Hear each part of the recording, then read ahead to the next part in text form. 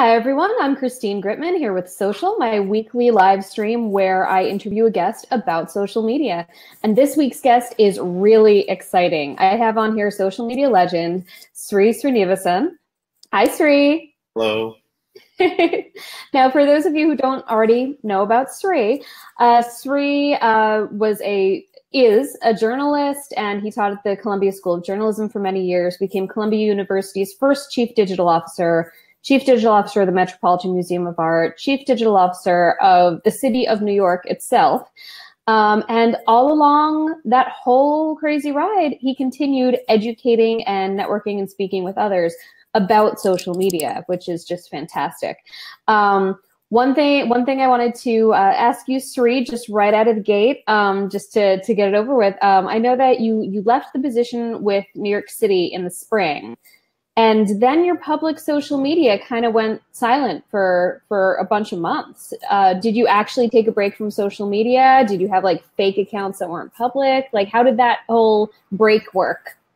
Yeah, the break was very interesting. So what happened is that I got reorged twice in 12 months out of very high-profile jobs. And so the first time I played it very public. I gave people, I went on Facebook and told people that I'm looking for help, and I put it on Facebook and gave people a form to fill in, and more than 1,400 people filled in the form. Including me. That's how I first found out about it. There's some great ideas in there, some not so good ideas, but it was a very meaningful, deep moment for me. I felt I had a global digital hug. And when the same thing happened 12 months later, I decided that this time it is not right to go out and reach out. You know, you can't go to that well so many times so quickly. So I did go off social on the posting side, but I was certainly lurking very actively. I don't know if you can be an active lurker, but that's what I was doing. And especially if you think about 2017, what a year it was in terms of politics and everything that happened. There was no way anyone could stay away completely. But being back on social gives you a sense, especially even if you look at the last 24 hours and the kind of things coming out of Washington, coming out of the White House, you have to stay connected, you have to stay involved. And one of my commitments is that in 2016, I stayed on the sidelines when the elections happened, and this time I'm not staying on the sidelines. I love that. So what does that mean to you, not staying on the sidelines? I know that you're a very big, of course, given your background, a very big proponent of real journalism and respect for the press. But beyond that, how do you plan to take action?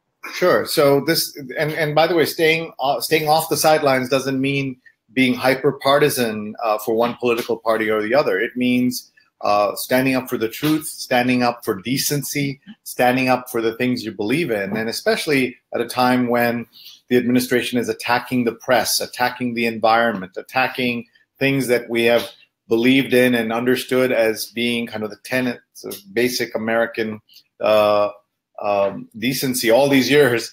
To have that kind of disappear means that you can stand for those without being particularly partisan. I think that's an important thing. And by the way, I'm just looking out my window here. I thought I would show you. I don't know if you can see how foggy it is on the Hudson River. Goodness. So we're in Manhattan, just so for people who don't know, we're in Manhattan. We're looking at New Jersey, and that's the mighty Hudson River, completely fogged up. And I'm just a little bit up that mighty Hudson River, and it's mighty foggy over here too. Very rare. I don't recall this happening very often. So I'm glad to see it's a different kind of look. So it's fun. I think it's existential. You know, it's the environment's reaction to all the comments or. Speaking of things that are happening recently, I know my whole feed is abuzz about Facebook's announcement last night. Of course, it happened the day after I do my midweek minute, running off the week's top social media headlines. But Mark Zuckerberg said that, I mean, anyone who uses social media in a professional way already knows that Facebook has been decreasing reach for brands and pages, especially organic reach, unpaid reach. And now he officially announced last night that a huge initiative for the company is really going to be decreasing the reach of brands and companies and even content. They had been working a lot with publishers decreasing the reach of content and increasing the reach of human one-to-one engagement. So I would love to hear your thoughts on this and what it means. Sorry to put you on the spot. I know it just happened, but I also know you've surely been giving thought to it. So sure. I would say that there are a couple of ways of thinking about this. And the first is that an organization like Facebook, a company like Facebook, is about connecting the world and getting everybody engaged around their content.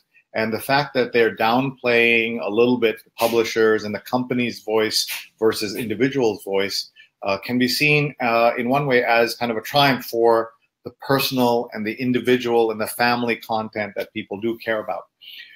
But at the same time, it's a problem for companies. So what do companies have to do? They have to create content that people want to share. In fact, it should be even more important for companies now and brands to create content that people look and say, oh my God, it's so fantastic, I'm going to share it. And so that act of the company content being shared by individuals will get it out there. And that also means, by the way, that your own company, the people who work for you, if you're a big company, need to like your content, share your content, post your content, and you'll be surprised, maybe you won't be, but since you know how this stuff works, that there are so many people who work at a big company and aren't part of the social media world for that brand. So how is it that we can expect somebody 1,000 miles away to care about our brand when people who work for our own company don't care about our brand? And that's one of my messages to people who are thinking about this. It's not ideal, but it's the way it's going to be. And the other thing is they're going to emphasize that paid boosting of messages and posts, and you know they love doing that. And yes. I spoke to someone from a major organization who says they just now boost everything. And I don't think that's the right attitude, but the idea that we're going to set aside some money and we're going to strategically boost some of our content is going to have to be part of it. But it also means let's get big organizations trained, everybody understanding social, and let's post content that people really care about. I think if this humanizes the content out there even more than brands have been doing so far, I think that's not a bad thing. Yeah, I work specifically with very small businesses, and especially the people who are kind of, the little mom and pops, and a lot of them are a little intimidated by social media already. But I think this will actually be great for them because the advantage of a tiny business is that you have a face, you have a person. Right. And a lot of them are uncomfortable with that, but the fact is that's what you've got to do now. And I'm very eager to see how it impacts the reach of advertising and boosted posts, because I'm a firm believer that, at least the way it has been so far, if you get your targeting right, you can get incredible small amount of money to case, because targeting really is all about engaging with the right people. So hopefully they'll value that, but time will tell. Exactly. We don't know. This just happened. And this is the amazing thing that people have gotten to realize about Mr. Zuckerberg, is that when he does something, he's impacting 2 billion people instantly. And even Donald Trump, for all his bluster, can't do that unless he's launching nuclear weapons. So he does have a button, I hear. Yeah, he does. He does have a button. It's a big button. It's not an actual button, right? It's the football that the gentleman who's always with him carries, and you see that often on as he's walking around and on social media and stuff like that. Well, we can have a free conversation if we can do that, but it's so hard. Well, on a happier note, I wanted to take a roll back and go back to you. And so you started out in journalism, as so many people in social media do. I did as well. I would like to hear kind of how social media became your thing, and in particular, how you wound up starting your events, your social media one night stand, your social media weekend, your Sri Tips community. How did you go from journalism to becoming, at the forefront of the social media movement? Well, I don't know, forefront, but somewhere there. I'll say that it happened as a kind of natural outgrowth of my own interest, and being a business reporter, I think, was very important. I was a business reporter who focused on the people in business. A lot of people like the finance stories, but I'm the only Asian in the world who can't do math. So I've focused on the people and their experiences. And I had lived through a technology revolution that most of you will not remember, and that is the arrival of the fax machine and how that can change your life as it did. I went to high school in Fiji, and my father, I watched him move from the telex to the fax in very kind of inventive ways to do his work. And I remember when email came around and people said, email, why would I want this? Because with fax, you can have a signature, you can see where it came from, and email's never going to take off. But I saw the value of email, and then I saw the value of the web. And along the way came this thing called Google that nobody knew anything about. In fact, I used to do workshops about Google, and I used to call them things you didn't know Google does. And one of the things I've benefited from all these years is that the social media and the web and all of that stuff is tantalizingly accessible. You feel like you can do it because it's just right there in front of you. You push a few buttons and it works. Yeah. So it's tantalizingly easy, appears to be tantalizingly easy, but is really frustratingly complicated at the same time to optimize it to be going on all cylinders.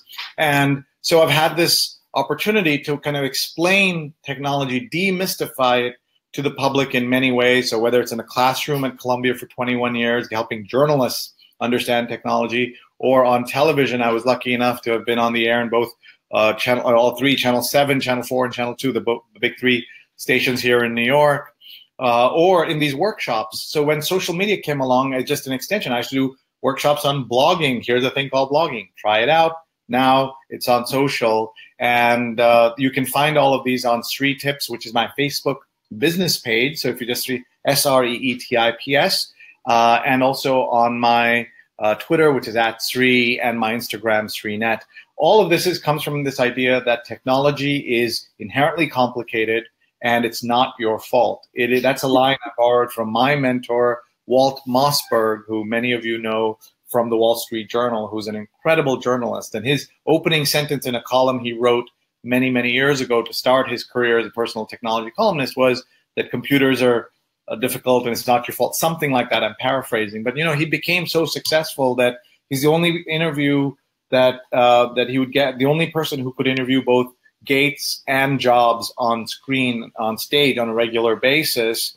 And the most heartening thing about Walt's story is that he turned from a regular journalist into a technology journalist at the age of 44.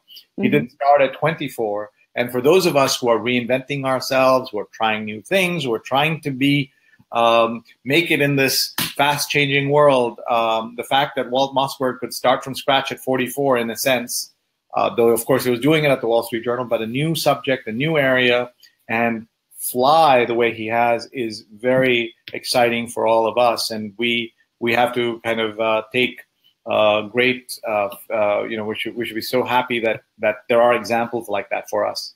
One of the things I'm excited about, that I was excited about when I entered the professional social media realm, is the fact that we are currently at the time where you can just get into it. You can just start doing it, because now there are several years worth of kids who have graduated with degrees in social media. We may not have the same sort of low barrier to entry in 10 years as there has been, and I love it. Yeah, I'd say, and social media has become so visual. It's become so photo-centric, such video-centric. These are all things we love. And people remember what you see, and really social media is a bunch of moments kind of stitched together. And even today, as I'm looking at this, what I'm going to remember, of course, is our conversation, but I'm going to remember that we're accidentally wearing the same color clothes, and I'm wearing a $10 sweater from Uniqlo that my daughter, my then 12-year-old daughter, decided this is what I need to be wearing more of. She saw one of my TEDx talks and was so offended by the poor dressing or poor wardrobe that I had on ahead of my next TEDx talk. She was then 12. She took me to her favorite store, Uniqlo, and bought me everything from socks to jeans to my top, and said, "This is what you're going to wear when you're going out in public." So, nice. But these are the kind of moments that works. On social, it's a combination of the professional and the personal, the public and the internal, and balancing that out. It's not easy for everybody. For an introvert, it can be difficult, but there are other things you can do. You could have the same conversation you and I are having with nothing personal ever said, except make it all professional. So finding that balance is really up to all of us. Absolutely. Now, with your Sri tips and your community and your workshops and all that, when did you start branding them as Sri tips and as yourself? When did you take that leap to becoming a brand in this? Oh, a brand? I don't know. You know, it's you are one. Well, thank you. When I was growing up, you know, when you're the kid, you know, the Barack Obama talks about this, like he was the skinny kid with the funny name, and I was a skinny kid with a funny name and the well-oiled Indian hair. Like I had long, you know, I used to have hair and it was all oiled and all of that. And I can't say for sure that I was always proud of my name and, you know, being different. I was born in a hospital in Tokyo. My father had no problem picking me out in the window. He said, the brown one is mine. And so I was always an outsider in that sense. And we used to move homes every couple of years. And being, you know, having a chance to talk and participate in a kind of public way, it was interesting. And so Sri just became kind of an easy way to brand this content, because the real name's too long. You know, Srinath Srinivasan is too long, and it's become very nice that, you know, there was a time when the more complicated your name, the more difficult it was to function in America. We've seen so many stories of people who change their names and become, you know, the names become just become shorter and they're chopped up in Ellis Island or whatever. And here was a case where now we live in a time, because of digital media, that the more unique your name, the better. And then it turns out, by the way, Srinivasan is not that uncommon a name. And one of my dear friends, Hari Srinivasan, is on PBS as an anchor. And when his success has actually helped people pronounce my name, just as nice. I had a colleague named Ernest Sotomayor, who's a great journalist and a colleague at Columbia Journalism School, a dean there. People didn't know how to pronounce his last name until the judge and the justice Sotomayor got elevated, and now everyone knows how to pronounce his name. And then, by the way, it also turns out there is another Sri Srinivasan, SRI. Sri Srinivasan is a judge himself, and it was elevated to the second highest court in the land by President Obama. And there is a definite, you can draw a straight line from that elevation and the speculation that he might have been nominated by President Obama or by a President Hillary Clinton. If that had happened, so people again learned how to pronounce my name. So being unique is wonderful. Being part of a larger family of people with interesting names is also great. So it's all good. Well, that's fantastic. Yeah, I just named my company Christine Gritmon Inc., even though neither of those names sounds particularly unusual. There aren't any other Christine Gritmons, and the M-O-N spelling is not the common one. So if you look up Christine Gritmon, I'm the only one. That's great. Which is nice, because I've been a Gritmon for 9 years.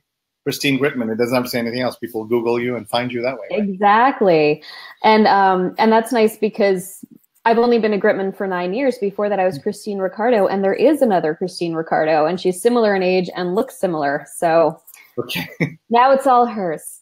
She can have Christine Ricardo. I'm done. All right. So social media, of course, is your jam. But beyond that, you have served as a chief digital officer for several institutions. So I wanted to talk to you a little bit. All good. I want to talk to you a little bit about what exactly a chief digital officer does, because of course it goes beyond social media. It's the full it's the full digital impression of the institution. And now you've been a CDO for an educational institution, for a cultural arts institution, and for a city. So kind of what does a CDO do beyond social, and how did that really differ in terms of the priorities in those three very different institutions? By the way, I'm taking a selfie, sort of a selfie. I don't know what. Oh, good. That's what I'm doing here. And one of the things I should have done was to tweet this. I tweeted before we started, but I should have tweeted it just after we started. So I was just going to try and find that link, but I'm sure you've taken care of all of that. I'm gonna selfie with you too, actually, if I may. Oops. How do we? There we go. I'll figure it out. Your question about being a chief digital officer, you know, I was blessed to be the first chief digital officer of Columbia University and the Metropolitan Museum, and and then the third in the city of New York. And in all three cases, I was thinking about the future of education, the future of culture, and the future of cities and governance and citizens. And all of them are really important and very meaningful, but they're different and similar at the same time. And by the way, if you have a tweet, I will send that out. If you have the right link on there, I will send that out as we. I sure do. As I speak. So that's what Chief Digital Officer does, is thinking about, a world that doesn't exist necessarily, about digital transformation and how the company of today or the organization of today is different from the organization of tomorrow. And you work very closely with the other chiefs, so to speak, in the organization, the CEO, the CFO, the CTO, the CMO, all of these chiefs. And I like to say, and I'm usually the only Indian among all the chiefs.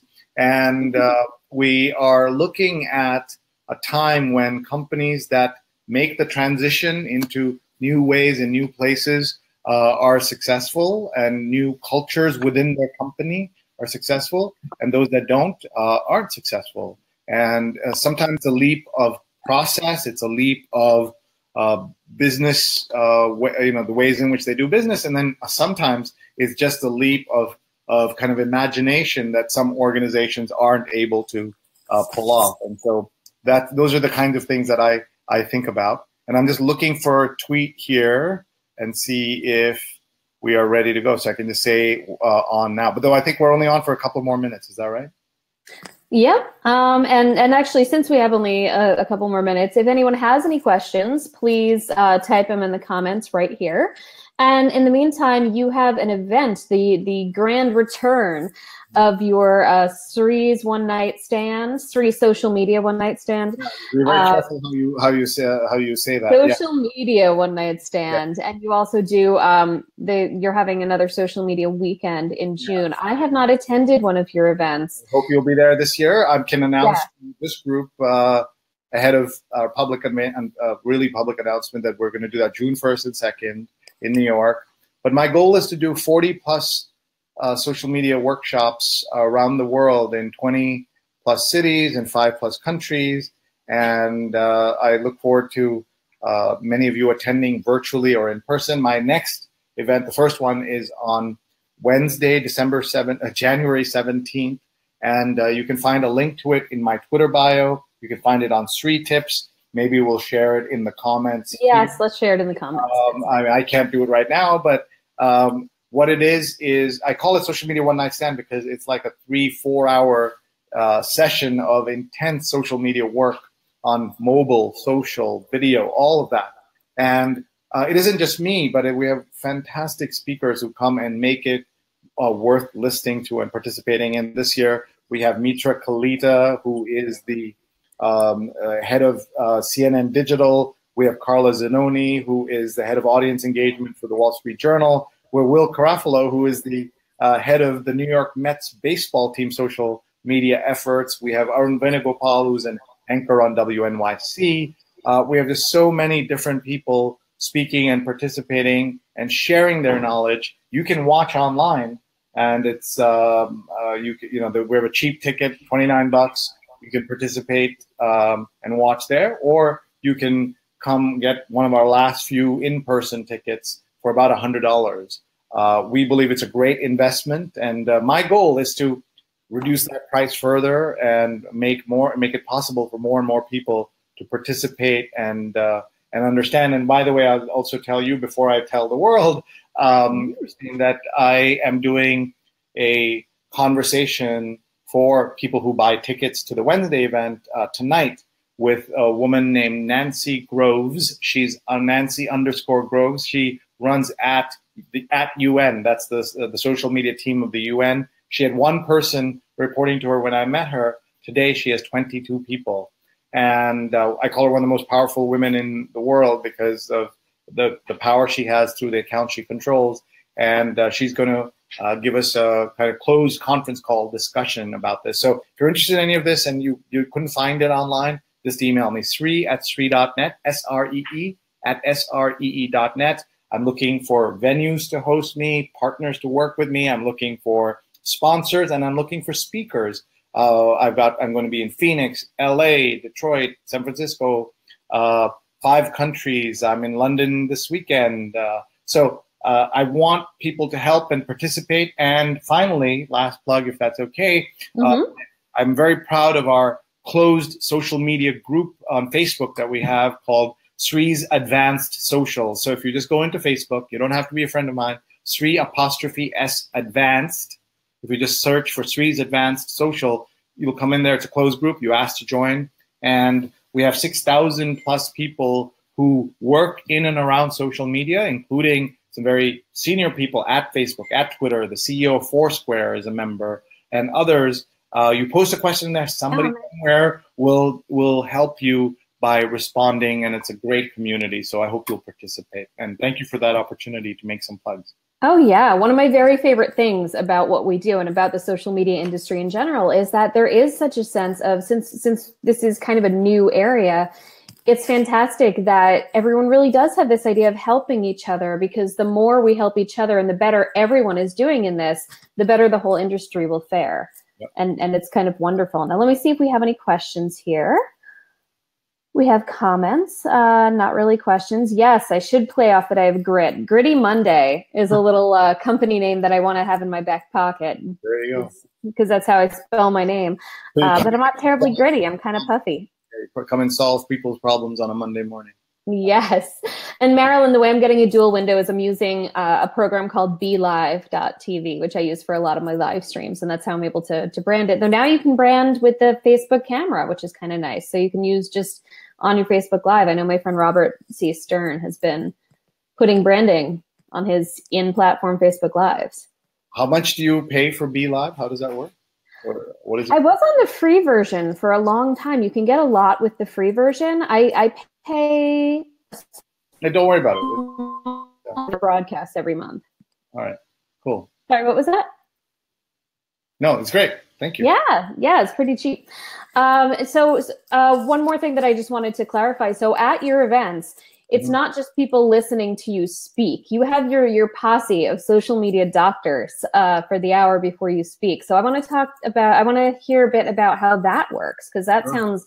Yeah, in the last couple of minutes that we have, very quickly, the doctors, think of them as kind of a Lucy booth from Peanuts, where you come up and somebody looks at your Twitter, your Facebook, your LinkedIn, and gives you feedback. We have an expert from the nonprofit world who will give you feedback about nonprofits. We have somebody who's an expert on Facebook ads. We'll talk about that, and it's really fun. So I hope you will be able to. I hope you'll be able to join us. Yes, and I just put the URL one last time right up there on the screen, and we'll also have that in the comments for how people can register and see everyone on Wednesday night. I'm going to be there. If you see me, definitely say hi. You can recognize me by the hair. Maybe I'll even by the hair. Maybe I'll even wear a burgundy sweater dress again. It's a good look. Well, thank you very much to Sri. And again, I'm Christine Gritmon, and I do this every single week. At noon on Fridays, noon New York time, because I'm in New York. And so tune in next week. I'm not sure yet who my guest will be, but we will be talking about social media. And thanks so much for tuning in. Bye. Bye-bye.